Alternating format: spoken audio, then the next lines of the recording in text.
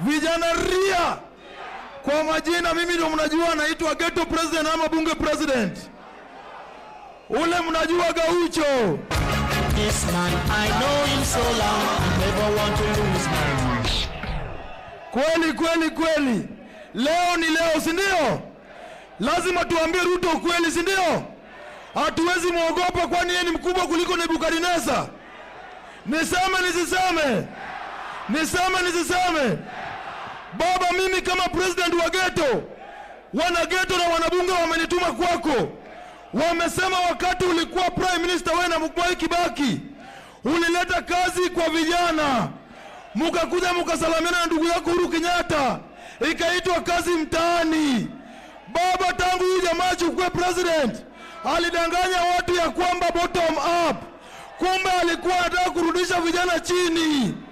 Ni kweli si kweli?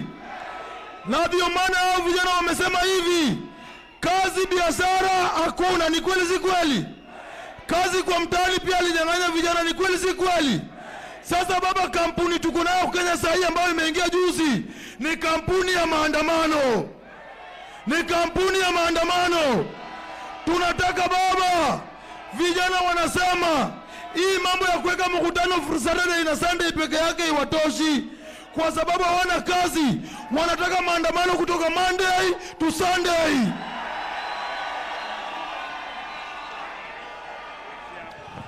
Na malizia nikisema hivi, nakaribisha ndugu yangu Simba Arati. Wale wanafikiria Simba Arati ni muoga, baba ndiye anamtuliza. Ambieni hao wazee, baba ndiye anamtuliza.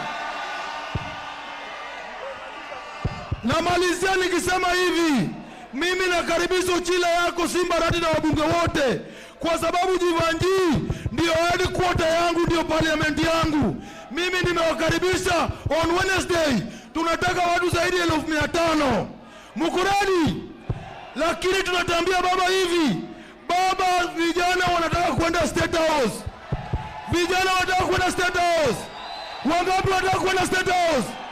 Wangapi wanataka kwenda State House? Asante na Mungu awabariki.